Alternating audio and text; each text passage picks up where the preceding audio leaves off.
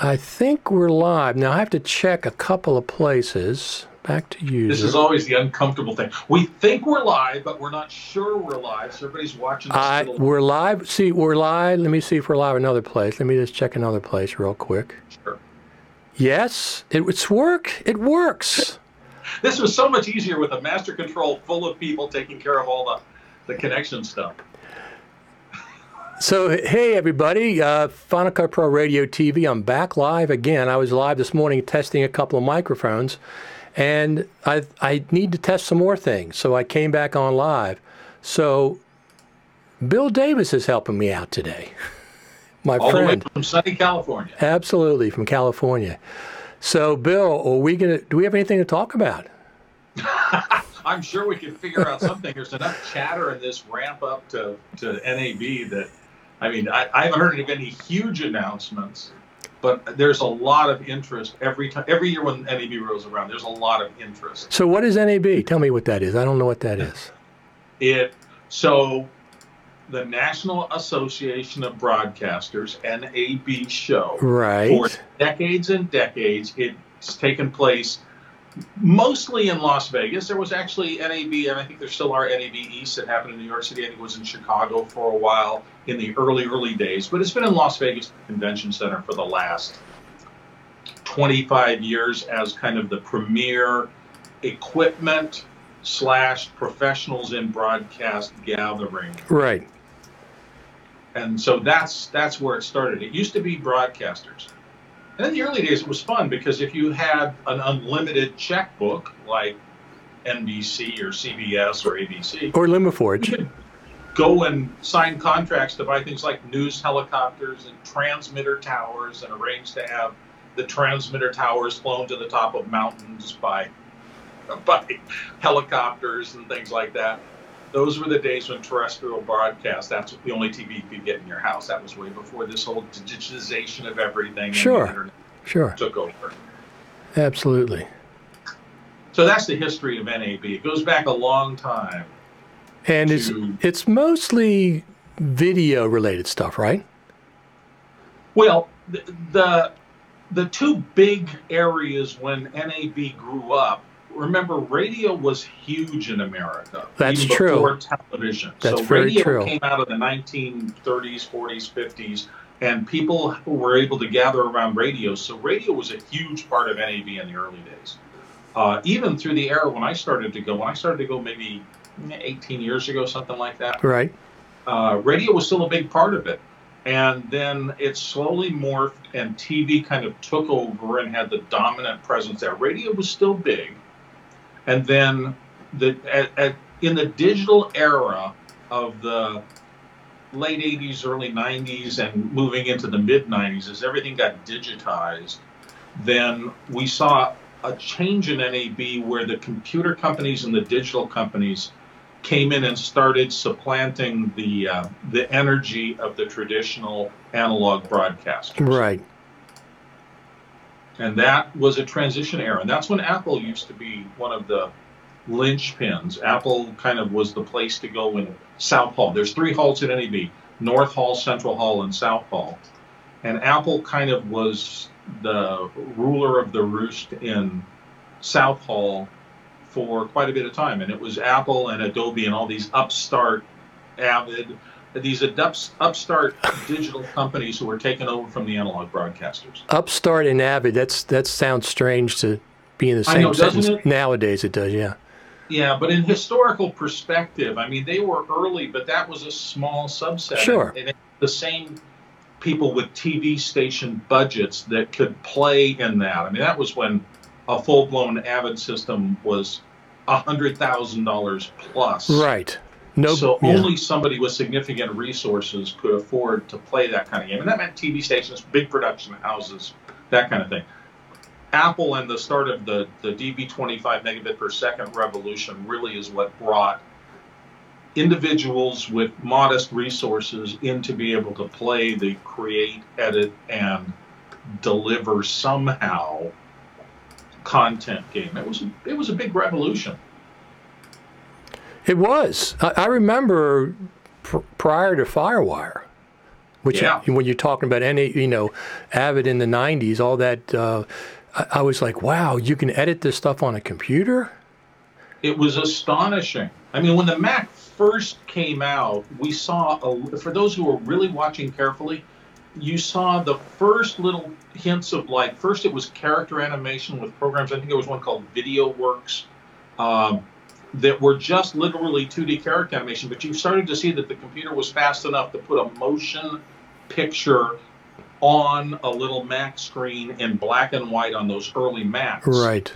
And then boom, boom, boom, the technology started to really evolve incredibly quickly. And when they put the FireWire port on those early Macs, everything changed.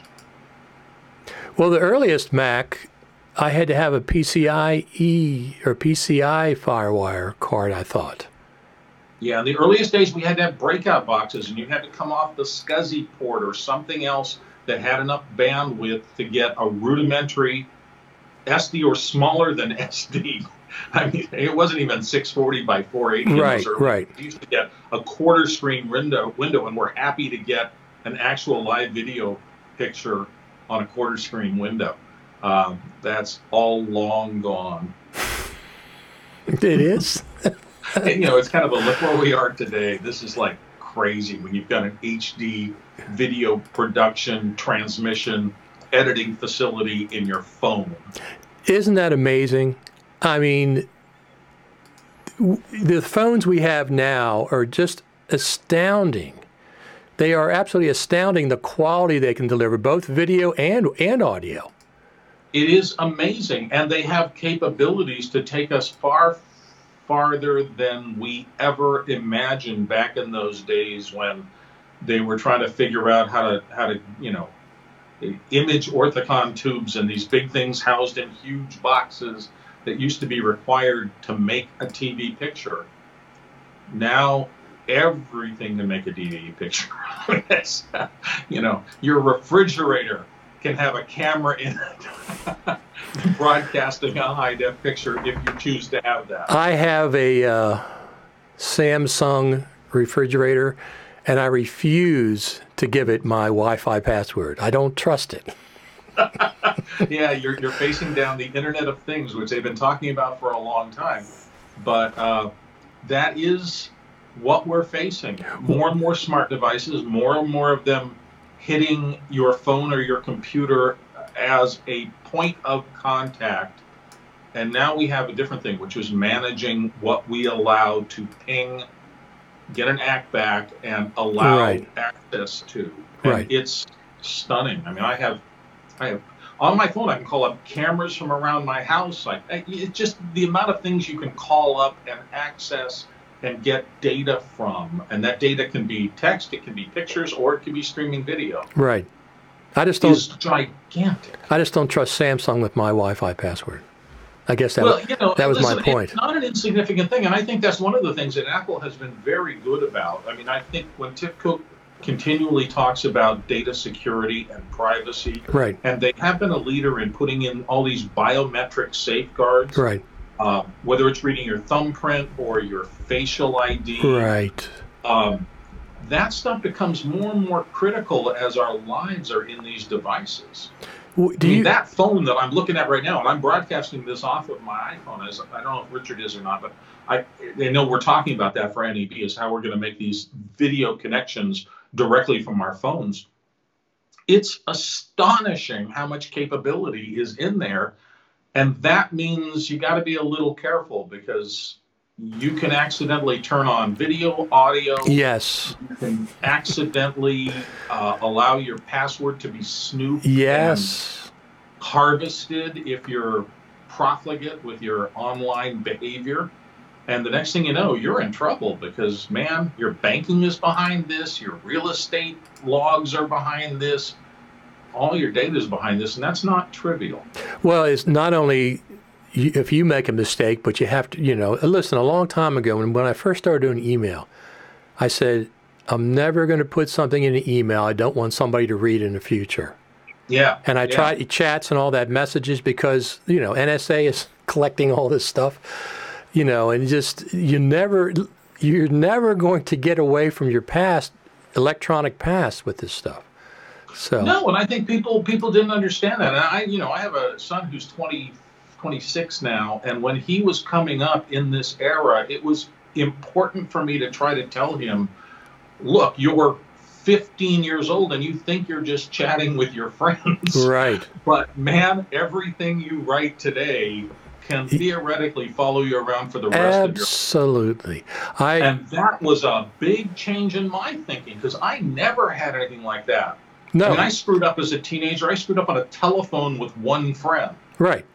Right. That same conversation today can theoretically be sucked out of the ether and thrown not only to his social media net, but it can end up on a news channel the next day. Well, it's a tweet or something from an email from 20 years ago can stifle your career.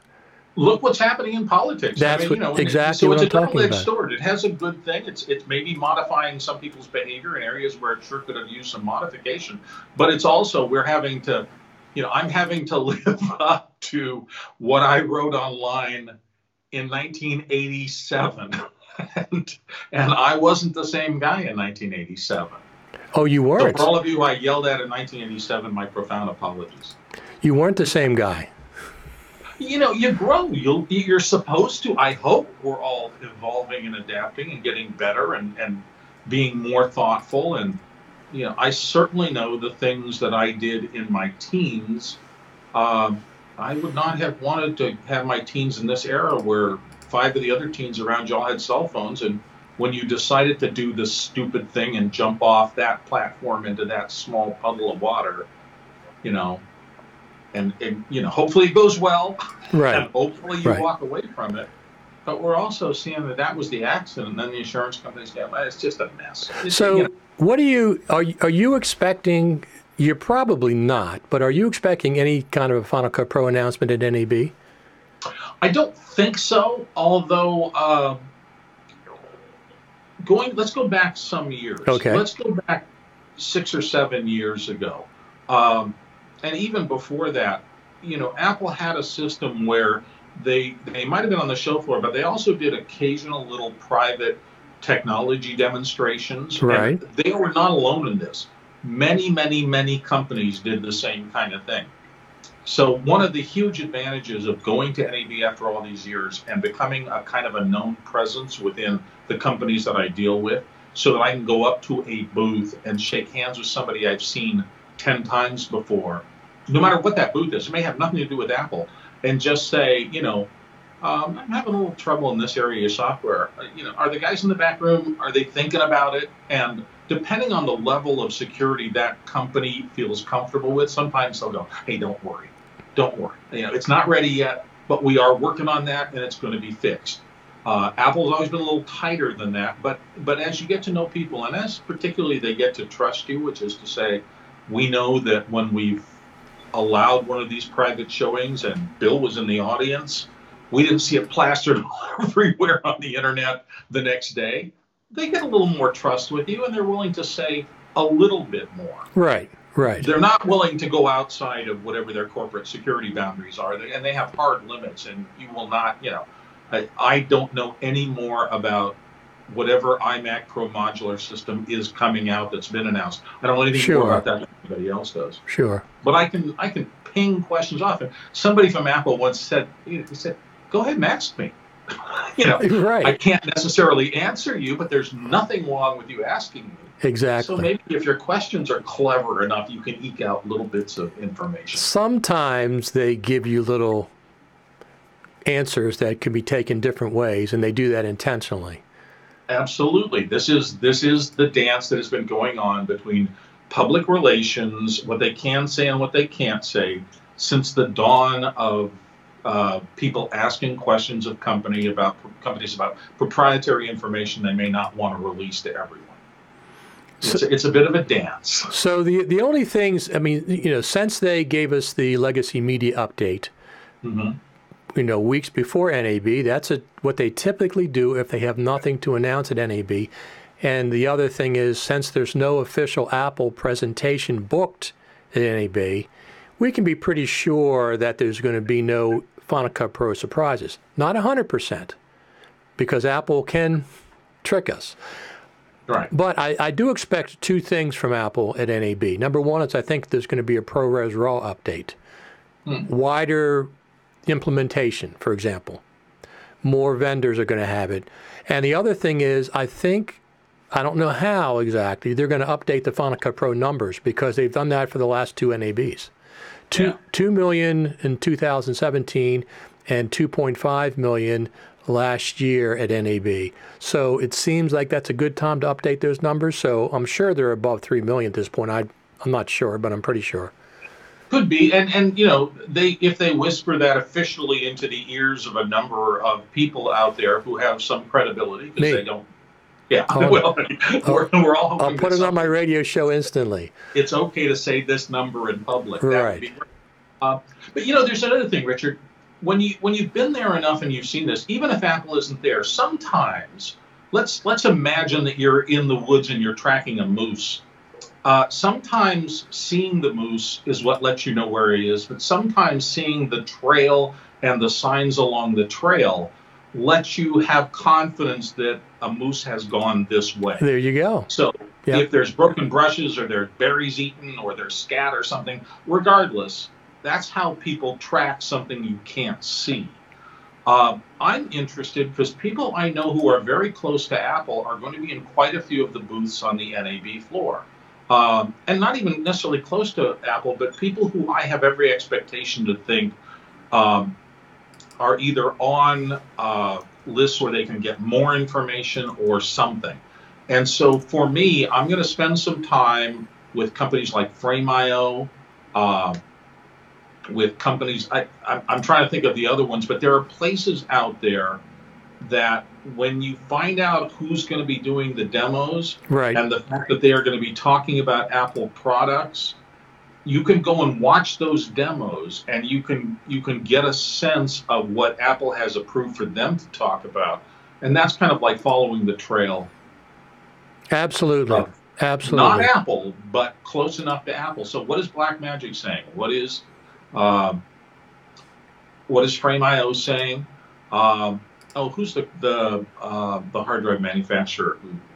There's just a lot of friends I have who are going to be doing demos in booths that I know are kind of connected, right? Yep. So you know Atomos has a relationship with Apple that's very close. Absolutely. So that means if you go to Atomos, you may see things there, either on display or in their presentations, that can help you understand maybe where this arc of the Apple development cycle is going.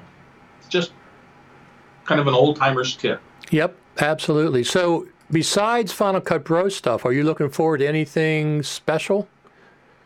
I'm at this point mostly interested in the broad brush industry. What the heck is this change going to be about? I know for the past 4 years, I've been involved in doing, particularly at NAB, when I've been working for people there, I'm seeing more and more video over IT or IP. It's this communications protocol stuff as opposed to the old baseband video on coax and audio on XLR. Sure.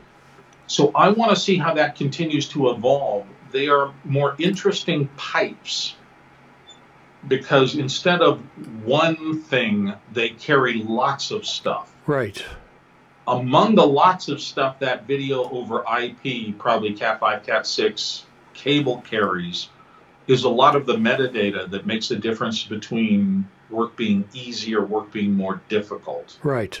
So as that stuff evolves, I'm looking out for that. That's one of the areas that I'm really concerned with. What are going to be the new connection pipelines that I'm going to be seeing coming forward? Because when I started 3 or 4 years ago, man, I had a big education about this stuff doesn't work like my old stuff. Once upon a time, right? You know, I wanted to find out if there was an audio signal coming down this XLR cable. I clicked it in, and I either heard the microphone or I didn't. Right, physical connection like that. It was simple. Yep. Does it work? Does it not work? Yes. You get into this video over IP stuff, and you plug in the Cat5 cable, and then all of a sudden, the computer has to see, it has to negotiate with the device on the other end, it has to make sure it has the correct ID. And when everything is done, so sometimes when we were plugging in some of these newer systems, it would take 30 seconds, 45 seconds before we would know whether that connection was successful or not. And that changes your whole rhythm of how you do this stuff. So that was interesting to me, and I want to keep my eyes attuned to that, because you set up differently, you connect differently, you think about it differently. You think about, well, oh God, not only my camera, but my audio board and all this stuff, they all have to have static IP addresses now. And I have to pay as much attention to internet protocol stuff as I used to about baud rate or anything else in a connection world. SCSI IDs. Yeah, exactly. Right? Wasn't that those are the old days? My drive won't mount. Oh, let me get down to the dip switches down here and try to figure out. And I got to look up on a table. It had to be terminated properly and all that stuff. Yeah. 1, 3, and 7 are in use. How do I set the dip switches to be 6? Oh, what a headache. There's no little 6 on it. And we thought we had it good in those days. Yeah, well, we were being stretched out of our comfort zone and into a new zone. And man, this year, everything about my life seems to be accelerating in that area. I'm being stretched out of my old comfort zones, and I'm being thrown into a new world. And it's quite exciting, actually. Right. Because, it's like, it's the disruption. And disruption, it means pain, but it also means opportunity. So I have a couple questions about NAB, since you're Mr. NAB. Well, I don't know if I'm that, but I've been going for a lot of years, and I've you have. I've only made a lot of mistakes and learned from them. This will be one of the things I did. I got the Dr. Scholl's pads for my shoes. Good. Feet are important. I figured, well, it can't hurt to have a little extra cushion in there, being on your feet for all those times. So, and I learned that probably in the mid '90s by seeing these technologists from particularly Japanese companies, and they were wearing gorgeous 3-piece suits and tennis shoes. Right. And I'm going, why? That doesn't seem to connect for me. And then you go, oh, okay, they're on their feet. Right. 14 to 16 hours a day. Right. And if you don't get your shoes right, you're in deep trouble. Yeah, absolutely. It's not the time for new hard shoes before you go to NAB. So here's the first question I have for you. I know that Las Vegas maps are very deceptive. However, by my eye, it looks like the Peppermill is walking distance from the convention center. Is that realistic or not? Yeah, yes, it is realistic. It is not super quick. It is at a decent pace, I would say, between 10 and 15 minutes of straight walking. So that's not too bad. That's not too bad. No, it's not. If you're reasonably healthy, if you're active, it shouldn't present any problem at all. The only issue comes in, there's a little tie into the weather about that, and it just depends on how you feel about if it turns out to be warm for the 4, 5, 6 days of NAB, depending on when you start and end. You can get in a circumstance where I'm going to meet somebody at the Peppermill at 5 o'clock. So you find yourself on the street at 4:45 walking this 1.5 miles, 2 miles. And when you get to the end of it, you're going, oh, man, I got to go change my shirt. Right. Because it was That's true. Pretty hot. Slow down a little bit. Yeah. And you don't feel like, oh, okay, I was thinking about just going to this after party, and maybe not. Right, because I was looking at that. So if I go to the Peppermill at any evening event, I can still walk back to the monorail and catch a. You certainly. You certainly can. And I'm trying to think. That's the closest one that I think it is to the Peppermill. Yeah, and fortunately, I think the scale of things, the Peppermill to the convention center's monorail station, and the convention center's monorail station to the back of North Central or South Halls might be equidistant. I'm just joking about that. Yeah. But just for those of you who have not gone before, the scale of the convention center is very, very large. And literally, if you start out at a healthy pace to walk just from the front doors of South Hall to the back doors of South Hall, it's going to be probably 5 to 7 minutes of straight, consistent walking to get, and you'll go past 100 booths, and that is one little narrow thing of one hall that has right multiple levels and all sorts of things. So you know, there's I never went through the entire NAB Convention Center the last 2 years. I've gone through sections of it. I always go see Black Magic for sure. mm-hmm. But is like the South Hall more video oriented, or is like, you know, are drones up in the North Hall? Do they have sections of the two halls? What distinguishes those two besides location? Okay, so there's a little bit. Once upon a time, there was North Hall are the radio people, and Central Hall. Well, Central Hall used to be the only hall. There wasn't a South Hall. They built that later. But in the early days, Central Hall are the video people, and that was kind of the general rule. And then the areas between the halls also had major functions. So the parking lot out in front of Central Hall used to have like newscopters on display and transmitter tower sections and the big hardware, and then remote vans for the broadcasters and stuff like that. Right. Now, for those of you who may get lost in it, if you want to see this stuff, if you're going to see something like drones, you will find the smaller drones on the show floor. You may find them in South Hall, you may find them in Central Hall, but they're going to be in kind of cage structures so they can fly them even though the crowd is there. So GoPro used to be around that kind of area, and it's usually easy to find kind of inside a main set of doors.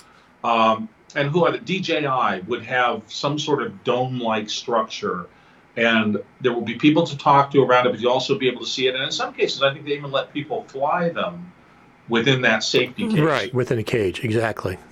Now, if you can also find maybe the bigger, more robust, crazy drones outside between the halls. So in the back of NAB, if you go out either the South Hall or the Central Hall exits, there is a huge staging/parking lot. And it is full of the crates and cases that these exhibitors use to bring in their booths. Right. But there is almost always a AstroTurf mat set. You come out of the doors in, say, South Hall, and it will lead you to the bridge area, because there's a bridge that goes over the street there. And then if you turn right, there's a whole series of outdoor displays. These days is where things like the van with the transmitter mast for the broadcasters are. But there's also a lot of drone activity out there behind the show, right, in the parking lot area. And I was out there last year with you on a quick tour that we did. I remember going through there. They had the drones and stuff. So, you know, Richard, the thing I would suggest to anybody, particularly if you're not used to NAB, literally do either the first, when you get off the plane or you get into NAB, or somehow see if you can get the show program. Right. And then either that, or it's equally cool now to download the NAB app. Exactly. And put it on your phone. And then as you scroll through the companies, when you see one, highlight it. And then it will allow you to map a route. If you don't have the whole 4 days, or actually even if you do have, even if you're all day Monday, Tuesday, Wednesday, and Thursday until they close, having a route through the show is a huge leverager of success to get to see all the things you want to see. Okay. Because I think you'll agree with me, it is probably the most visually distracting environment you will ever be in your entire life. And it's loud as hell. It's loud. It's very loud. It's complex. Some of these booths go up, to the ceiling, and the NAB ceiling is really high. Right. Plus, not only is there a high ceiling, let's say you go to South Hall, then not only is there a high ceiling, it's like 40 feet up, but there's another floor on top of that that goes up another 40 feet. Exactly. And so, you're going to be wandering around, you see this huge escalator, where does that go? Well, that goes to another whole floor, the same as the size of the floor you've already been on. Exactly. Now, that may be full of very technical things that you're not that interested in. So going up there and wandering around may not be satisfying to you. That's why these maps, whether it's the app or the actual show program, which you can get free at the doorway to any of these things, even if you don't do it the first day, then go home at night or back to your hotel room or stay up late, page through the maps and say, is there something I've got to see and where are they? No, if you absolutely. don't know where they are and make a destination of them, then you're SOL. No, absolutely. I suspect, without knowing for a fact, I suspect that the Final Cut Pro team people are going to be there to interact with customers, to interact with certain vendors and all that, just not as an organized presenter as they have been they've done it for the last 2 years. Now, 3 years ago, they had that secret meeting with people, right, that they had roles and stuff like that. I guess they presented initially. Was that a public announcement on that meeting? Do you remember? Because I wasn't there then, but I remember you went to it. Yeah, they've done it a couple of ways. One year, just if you came to one of the events, and anybody could sign up for it. Okay. It was when it was in the hotel directly across the parking lot from South Hall. Okay. You were asked to sign an NDA. You got to sit in on it. You didn't have to have any qualifications at all. I remember sitting there talking to a lovely couple from the Midwest and from Iowa who had just come. They were interested. They were using Final Cut, and they were interested, so they got put under NDA, and they got to see the same thing everybody else did. So then other years, it's been a little more sign up for this or go to an event. And if you go to an event, you can not only see members of the team if you recognize them, but they will be happy to talk to you. And actually, quite a few of the people I know from Apple, that's how I've done it. I've been at these events. You end up standing at a table talking to somebody. You say, you work on Final Cut Pro 10, and they go, and then you go, what do you do? They say, I'm on the Final Cut Pro 10 team at Apple. And, they will not volunteer it usually. Sure. But if you directly ask them, they will not lie to you. Right. I love the one comment last year. I'm not going to say anything about the content, but the meeting we had with the Pro Apps team at the Creative Summit, which you're not supposed to talk about any content, but one of the comments was, these are the rules: no audio recording, no video recording, no picture taking. If you don't like that, there's a Starbucks across the street. Yeah. That's great. Yeah. That's perfect. Right. Yeah. And that's their corporate line. Yes. And in fairness, there is a cottage industry of jumping the gun on releasing things before Apple wants you to. Big cottage industry. And if you have actionable intelligence on anything Apple, you can create a little bit of a wave on the internet with it. Absolutely. And that's the world they have to live in. So good, bad, indifferent, that's just the way it is. So they've responded to that from the very early days by saying, we don't talk about it until it's a real product and it's there. Oops, your mic just I just turned it. Okay, good. I'm glad to know it's not the signal. Yeah. This is my upstairs studio. I'm getting downstairs studio ready later this year. It's going to be much bigger, but this is my upstairs studio until that gets finished. Cool. And I have multiple ways to mute the microphones, physical and software buttons. Well, I'm going to do something here if I can ever get these pesky clients to stop asking me for work. I've got to do something. I know. I hate that. I worked all weekend on stuff. I know. But, it's the digital transformation happening out there, and all these companies want to try to, at least the companies I tend to work with, want to get ahead of this new environment. So I did, besides the Peppermill, which is a pretty famous place to have hangouts and stuff at Las Vegas, I did find a barbecue place. I'm not sure if anybody knows about it or not. Is it on the site at NAB, or is it? No, it's not on the site itself. I've been taking notes. Let me see if I have it here. Taking notes. Let me see if I have it. NAB. Here's my NAB list. Let me tell you what it's called.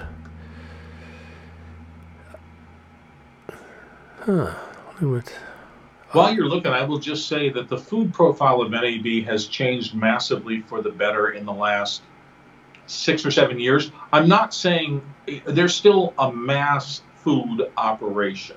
They are feeding, 100,000 people. So you're not going to expect haute cuisine out of NAB. I just need a break in to grab something. But that said, almost all of the small vendors will have, maybe not full on, but very close to vegan options. They will have things for people who have religious dietary restrictions. They're sensitive to that. They know people are coming from all over the world.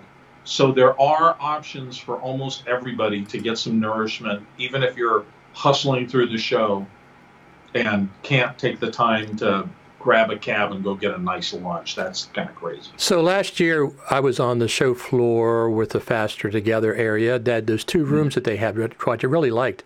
And there was a place close by that opened up about 10:30, 11 o'clock. I grabbed a sub there. So I'm not familiar with the food situation in the different halls. Is there actually places where you can sit down that don't get too crowded or not? Well, yes to the first part. The don't get too crowded part can be an issue. Obviously, if you try to grab a table at 12:30 on a show day in the main cafe in North Hall, which is as you walk into the two buildings come together and kind of, I don't know how to do this on here. So here's North Hall. No, here's North Hall going this way, and here's Central Hall kind of. There's right here, there's a restaurant that's sit down. It's just easy tables, and it's more like a cafeteria kind of thing. Right. And if you try to get a table there at prime time, it's crowded.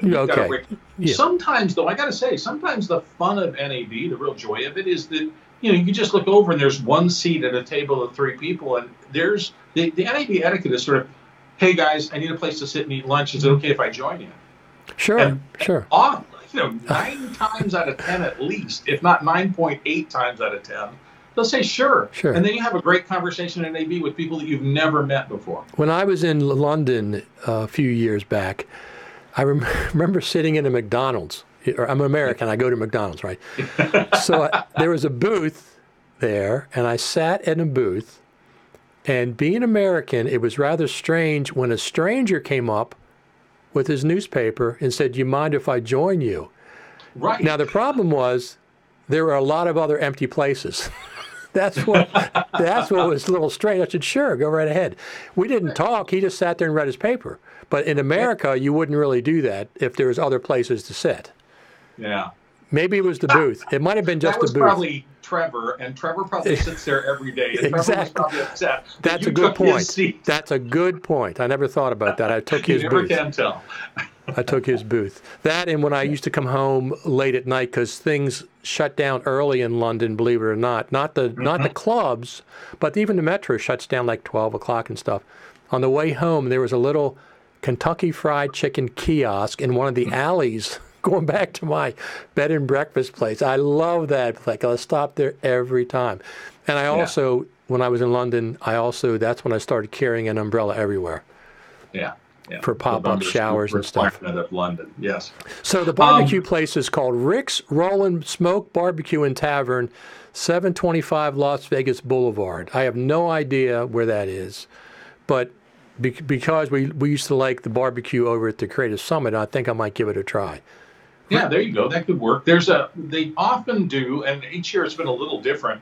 They often do a rolling barbecue arrangement, a smoker and a bunch of stuff, either in that central AstroTurf area between the halls. Usually there's one right by the entrance from there to Central Hall. Right. And then the other place is right out in front of the NAB main entrance at the confluence of the two major buildings, right in the middle of the convention center as you approach it from any of the parking lots.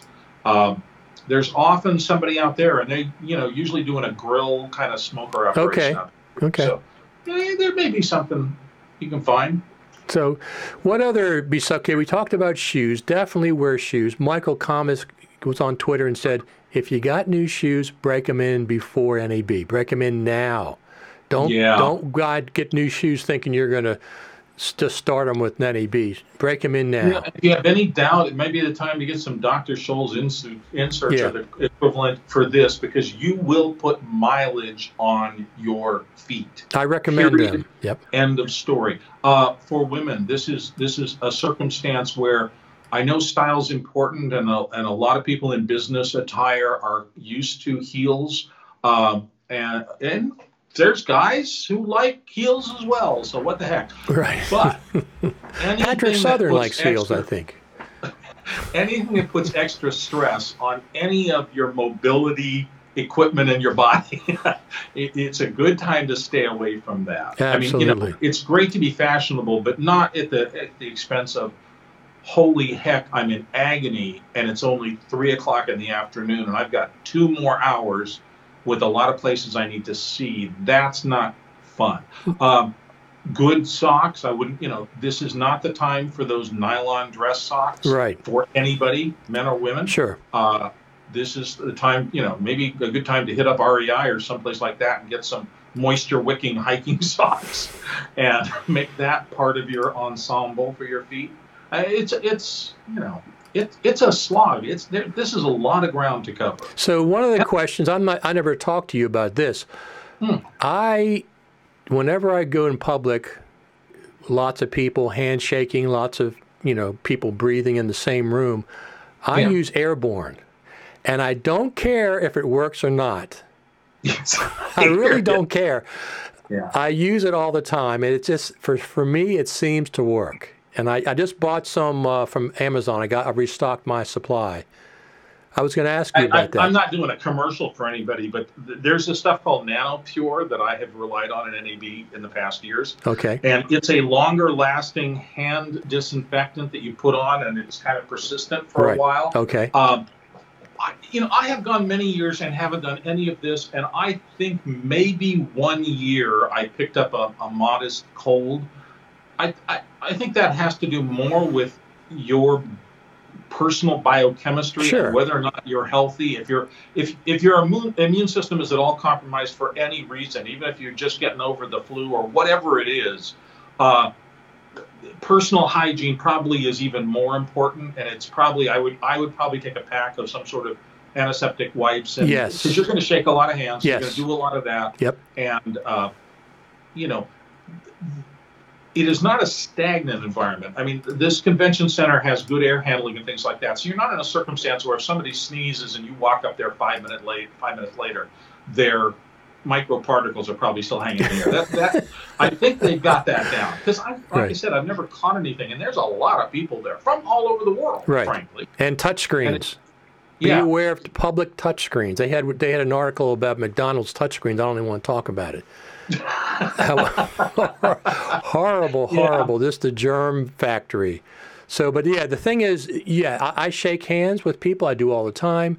However, I don't touch my face. I don't rub my eyes. I don't eat food until I visit the restroom or use some of that wash you're talking about. I bring packets of that with me as well. Absolutely. Yeah, I can't fault anybody who wants to do any of those things that we all know. And I'm a little more circumspect about my health now because I'm getting older, and it's not like I was 24 and I could bounce back from a serious stomach flu in 3 days. I mean, now it takes a week. Exactly.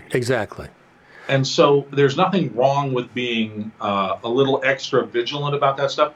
At the same time, though, I don't know. It's health either during or after NAB has never been an issue that I've run into in all the years I've been going to it. Good. So I wouldn't be overly paranoid about it. Usually, this is nothing medical or biochemical. This is the way I feel. I'm usually up and I'm going, and this is one of the biggest weeks of my year. So I'm hitting this with a lot of energy and excitement. And I think I kind of feel a little more immune than I normally would because I'm not at a low ebb. I'm usually at a high ebb. And I'm assuming that my personal immune system is probably ratcheted up about as high as it can go for this. Exactly. Yeah. That's a good point. So we talked about shoes. We talked about, I like Airborne. I don't care if people believe it or not. It doesn't make a difference to me. I like it, and I use it, and it seems to work. And we talked about food courts. Now, I never hit the food courts during rush hour. I either go by 11. I usually try to hit them, you know, like between breakfast and lunch, about 11 or so. So I shouldn't have any problem at that point. Because like I said, last year I was just downstairs with the Faster Together stages for the most part. This year I don't have that restriction. I can go whatever I want everywhere. So I will be doing that. Of course, I'm going to be stopping at Black Magic.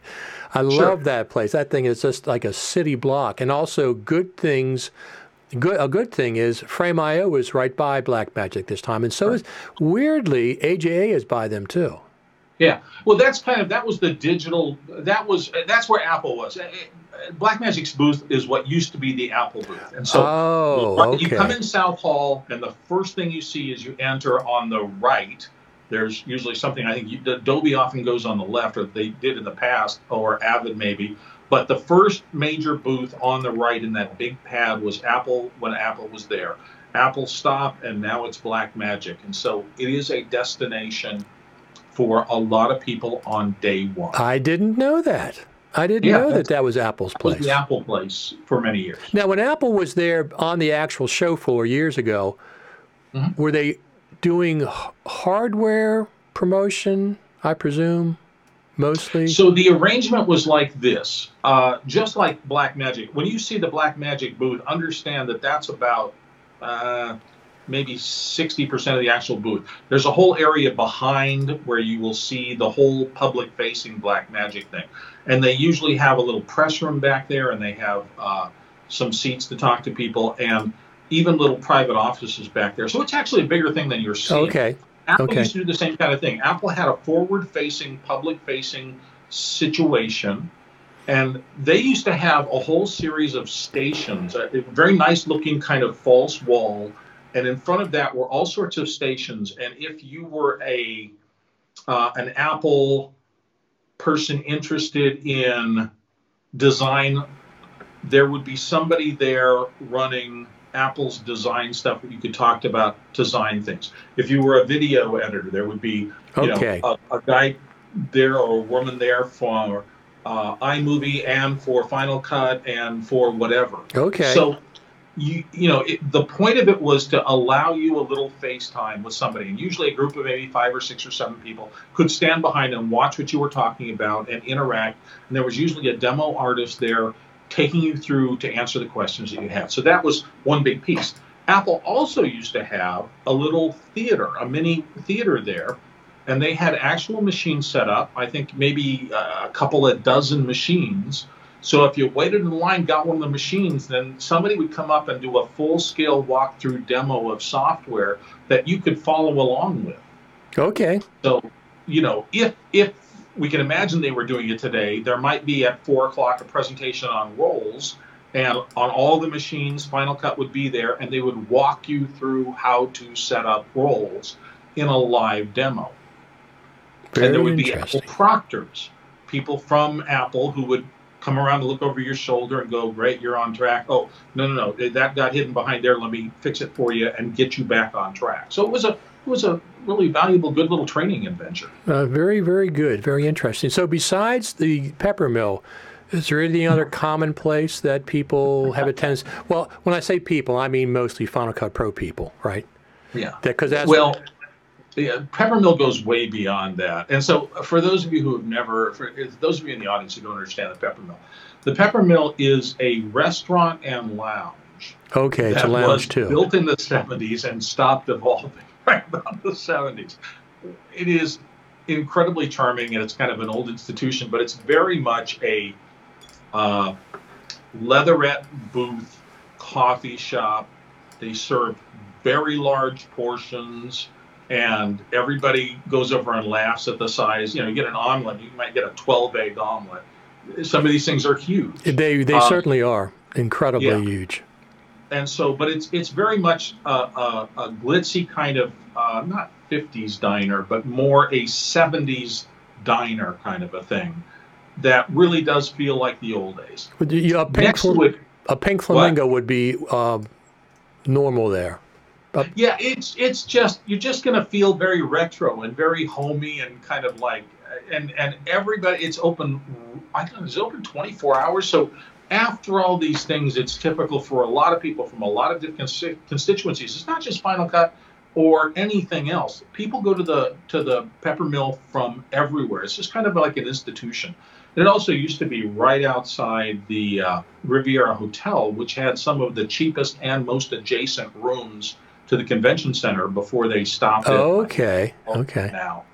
So it's kind of a little more bohemian, a little less upscale. You know, the upscale people went to the Venetian and the other fancier hotels down the stretch, you know, starting 10 or 15 years ago. But the Riviera was locked in time. Oh, there you go. It was really cool because it really was a hotel out of the Rat Pack era. So there were big pictures of like Sammy Davis Jr. and Peter Lawford and Frank Sinatra aligning the hallways, and you got a sense, you know, this place has been part of Las Vegas history for a long time. Anyway, to get back over to the Peppermill, the lounge associated with the Peppermill is as much of a hoot as the diner itself.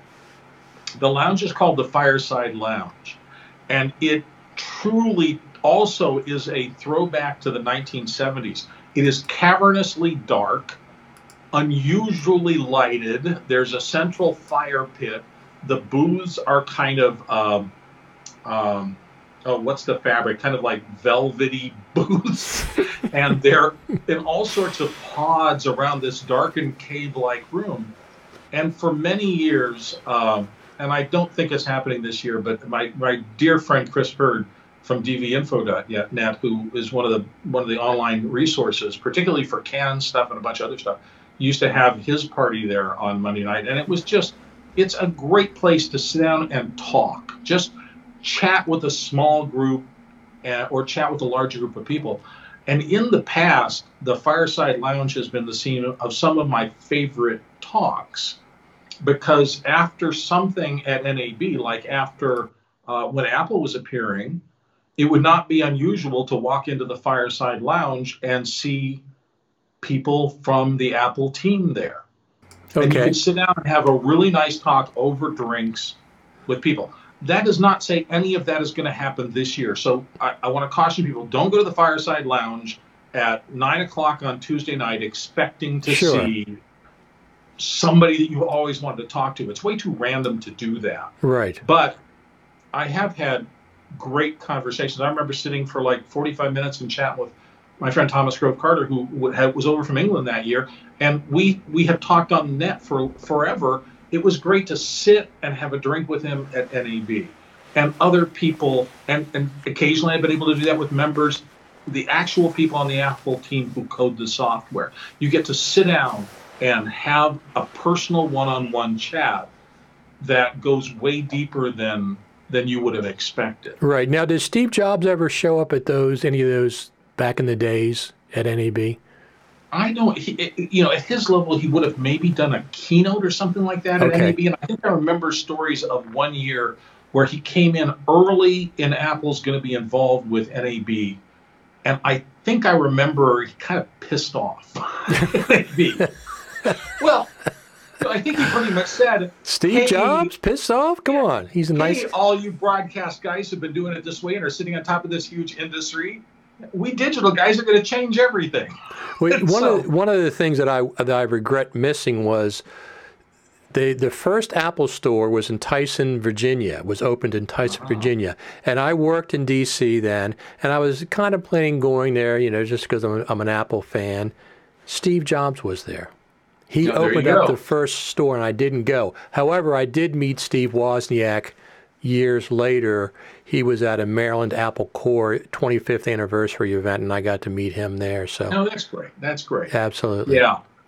I think, looking back, Steve was right. It was all going to change. And like it or not, here we are in the era of video over IP, and the broadcasters, while still important and still out there, I think every measurement metric says eyeballs are moving from terrestrial broadcast into digital online at a robust pace. Are you looking to buy anything at NAB, a camera of any sort, or Anything specific? I'm not, but if you are starting out, let me tell you, I don't know if this still works, but for many years it worked great. Here's a big time insider's tip.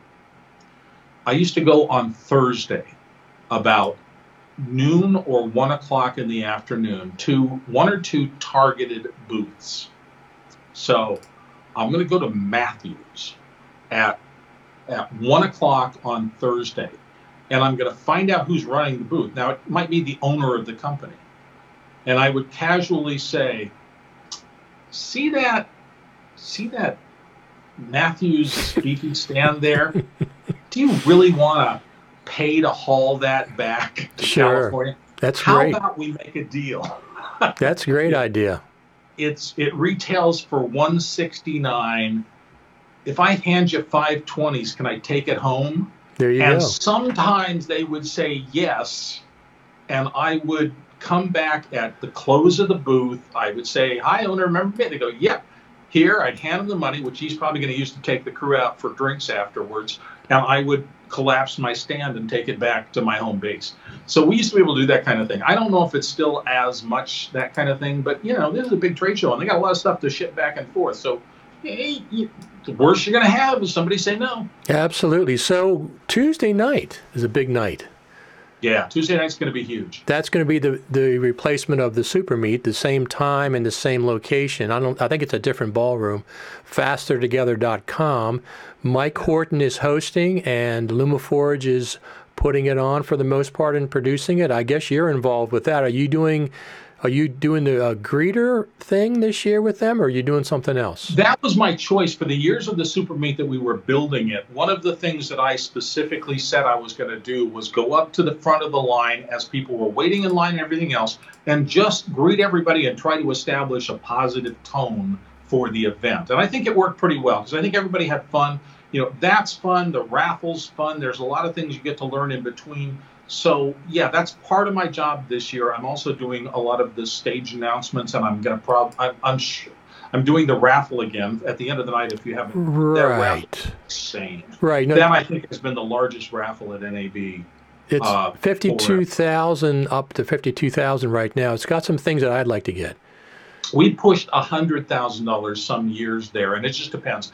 And it's not overall dollar stuff. It is that is spread through a ton of really cool stuff. I mean, I've probably drawn in an average NAB 150 tickets to call out for winners. And Mike's the fun. Mike's great at these raffles. And what Mike does is that if you get excited and cheer and make it a spectacle, make a modest, safe spectacle of yourself, he will add more stuff. So you'll get not only the prize that you were going to win when you won that, but he'll throw in extra stuff, and you'll walk out with a nice little armful of stuff, because we usually have a ton to give away. Right. And we really, sometimes this raffle has lasted 90 minutes. We try to keep it moving. We try to go fast, but it's just fun.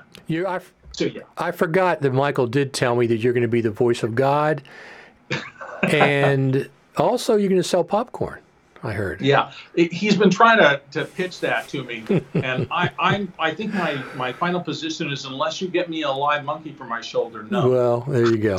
That's a good position. Yeah. If I'm going to vend the popcorn, I want a monkey. Yeah. So I used to take care of the Voice of God microphone when I did audio at the National Archives. Same thing. Mm-hmm. Yeah. We had the guy usually would stay back with me. He was kind of shy, but we made him sound real big. Yeah, well, it's really not all about that. The way I see it, this is a community gathering. That community has been very important for me. Honestly, I probably wouldn't still be going to NAB if it wasn't for the community that coalesced around the Super Meet. The people I met through going to these early Super Meets. I mean, everybody I know in the industry, and I know some people that I have no business knowing. I know some directors of A-list Hollywood features, and if I hadn't gotten involved in the Super Meet, and I hadn't met people like Mike and other people, and you, and just, I met all of you guys through just showing up and participating. Absolutely. And now I can call people and ask for help about things that I have no business knowing people who are not only experts about, but experts, the absolute best experts in the world. Right. I mean, I was on a panel with the director of Iron Man, or not the director, the editor of Iron Man. And it was like, what the hell am I doing? Right. No, I know what you mean. I was on Spending hours chatting with Dan after one of the LACPUG meetings in a restaurant, having coffee and meeting his family. Those things they only happen if you're involved and active.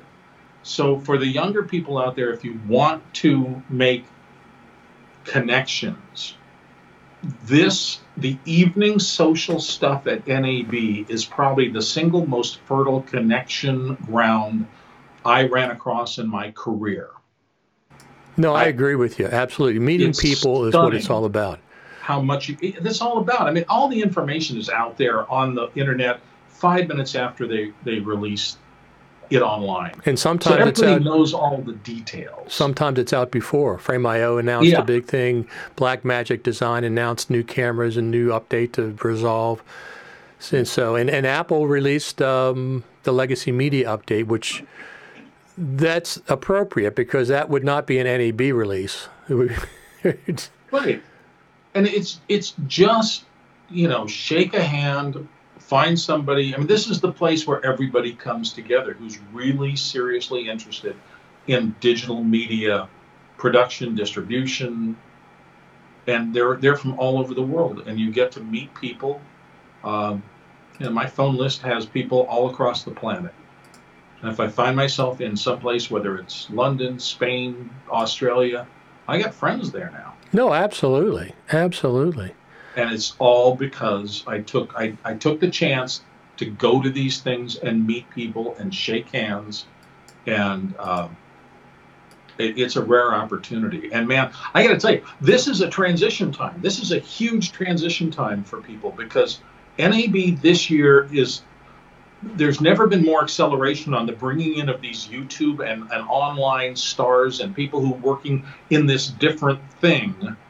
So, these people who have cracked the code to how to build 1 million viewers online. Isn't it incredible what they've done on YouTube? It's astonishing. It's astonishing. It absolutely is. Right.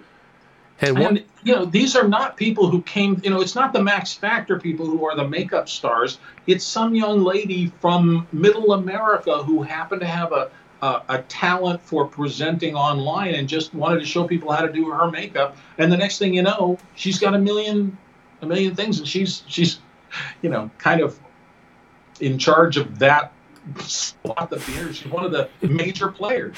And man, you can only do that when things are changing. You can only do that when things are being disrupted.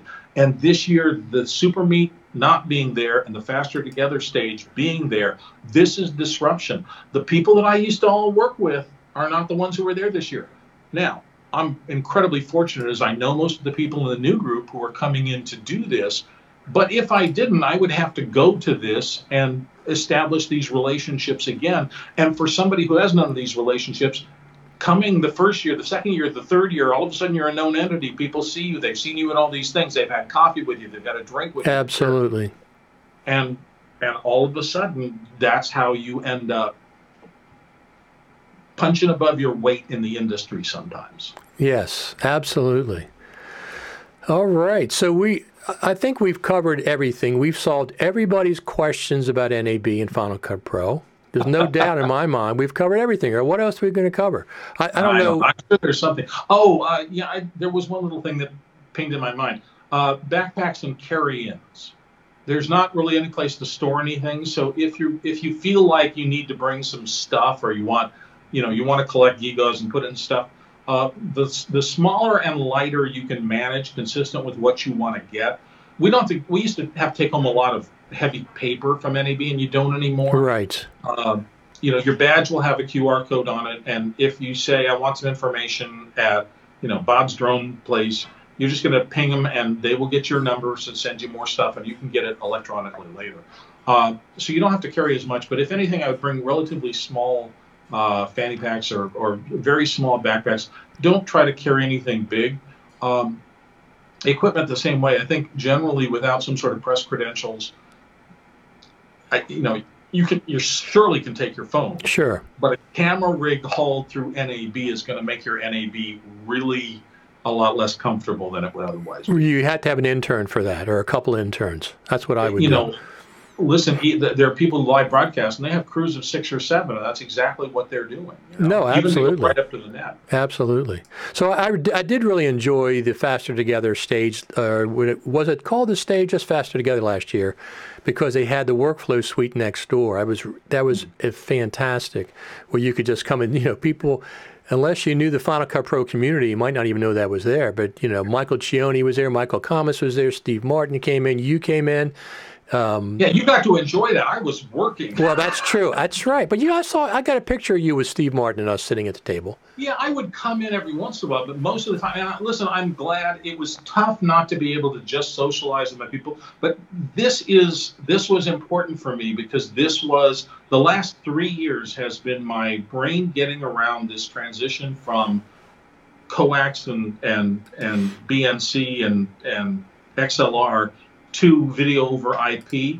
Right. And I really do think in the long run, this is going to change the whole industry. So it was a privilege to be able to work on distributed IP video systems and understand the pieces of the puzzle and that kind of stuff. So NAB is about trade-offs. There's 1,000 things happening. And if you're at one, you're not with 999 of them. And you just have to deal with that. That's a good point. Absolutely good point. You take your best shot and you go where you think you're going to get the best either brain dump of new cool ideas or connection dump of being able to meet people. But you don't always get it right. You just have to accept that. You can't, it's not going to be perfect. One of the things I always like to find when I go to cities is a good hamburger. Yeah. My wife and I have a thing. I usually suspend it for NAB, but I try. When we go to new places, our rule is that we can't eat any place we've ever eaten before. Okay, no chain restaurants or anything. Takes out all of the, we're not going to go to Chili's unless that's the only good alternative. There's nothing wrong with going to there. But we're going to try to find some place that's a little more localized, because you end up experiencing different kind of cuisine. So I'd rather find a little roadhouse barbecue stand that somebody recommends, that a cab driver recommends, than go to Bonanza Steakhouse or whatever. And so NAB, that's pretty hard to do, because just the geographic thing, unless you're going to get in cabs and go to places and come back, everything is a pretty big walk from the convention center. Yeah, the thing about it is, coming from the East Coast, is you look at a map of Washington, D.C. I can estimate city blocks. I know how long it's going to take me. You look at the same map at Las Vegas, it's much longer. Even though it looks the same proportionally, it's not. That's why I asked you about the pepper mill. Because I've been running 2 miles every morning. I get up at 4:30, 5 o'clock, and by 6 o'clock I'm out the door and I run 2 miles. And so I'm getting prepared. So walking, walking 10, 15 minutes, that's no big deal, as long as it's not raining or something like that. If it is, I'll take an Uber. Yeah, too rainy or too hot or something like that. Hot and humid. Hot, that's another good point. Yes. Yeah. But generally, I agree with you wholeheartedly. But yeah, you got to remember that many eastern cities, right, they were cart paths. And so you go to Boston, and those streets are very narrow, and there's not much expansiveness. Out west, out here, and particularly in Las Vegas, I mean, it's a city that kind of was built in the 50s and 60s. Plus, it's the desert. Yeah, they got nothing but a big, wide open desert plain there. So they made things big. And these hotels are ridiculously big. Yes, they are. I just walking through the hotel, getting out, trying to get outside through the back is just takes you forever. I know. In fact, that's a pro tip. When I check into the hotel, I get one on the monorail, and I say, where's your room that's open that's the closest possible to the monorail? I don't care about the casino. I don't care about Las Vegas Boulevard. I don't care about anything. I want to be as few steps from my room to the monorail platform as possible. Well, one of the things that I found out this year, where I'm staying is down at the end of the monorail, and looks like it'd be about a 10-minute walk. They have a little shuttle, monorail shuttle. I didn't know that. It's right up and it's connected to my hotel there. So that's cool. Here's another thing for people who haven't been to Las Vegas. These hotels are big, and they usually have a front and a back, and the front is often on the Strip, and the back is a good chunk of territory away from that. You might want to find out where the cab stand is if you're going to do cabs, Right. where the Uber pickup is, Yep. and where the bus loading zone is. Okay. They do run free buses to many of the hotels from the front of the convention center. And so if you know where that is, just make sure, you might want to figure out how your mode of transportation is going to be executed. And then ask again at check-in, how can you put me close to where I'm going to get out of my room and get to my transport facility to get there? Sometimes getting a room in the back of the hotel saves you a lot of walking through casinos. Right. That can be really crowded. When you come home to change clothes before an evening event, right? It's 4, 5, 6 o'clock in the evening in Las Vegas, and the casinos are crazy. It's NAB week. Yeah, and it's nuts. That's true. And the good thing is I am not the least bit tempted to gamble, so I don't stop at any of those. I'm not, but it's a traffic pattern yes, thing. I just one year, because the Super Meet was at the MGM Grand. Right. And I just remember my hotel happened to be on the strip end of the MGM Grand. And so I felt like I'd walked 10 minutes before I got on the monorail. Right. Before I went to where I was going to walk another 10 minutes to get to a booth at the back of South Hall. Right. So I was still in 20 minutes a day, even though I was using mass transit, just on my feet. Right. So I kind of learned. So that's good. So fastertogether.com, let me pull that up here again for Tuesday night. And the discount, that's where the Tuesday night event is, formerly the Super Meet, or the same location, the same time as the Super Meet. Michael Cioni, I love that guy. I can't wait to see his presentation. He's going to be there. And I think he presents, they have a break about 8:30 or 9 o'clock. I think he presents at the end of the first session, which is fantastic. He's such a great guy. I got to hang with him a good little bit in Los Angeles last week for his presentation at the LACPUG. And it was major fun, and we had a great time. I don't know if you've heard about what he did, but he did... The music thing? Huh? The music thing? You mean at LACPUG? Yeah. Yeah, he played all the instruments for a song right on the stage live or something like that. But the okay, I've been a Final Cut Pro 10 user from the beginning, right? Yes. I also do voiceovers for a living. Right. He did multi-track recording using the voiceover tool. Okay. And how did I miss that? How I never had that connection in my brain. Oh, wait a second. It's going to take you back, give you a countdown, and lay another track down. Sure. I only thought of that in terms of voiceover stuff. He looked at it and said, multi-track, multi-instrumental recording. Yep. And that's what he used it for. So it's sometimes these simple little things, you go, why did I miss that?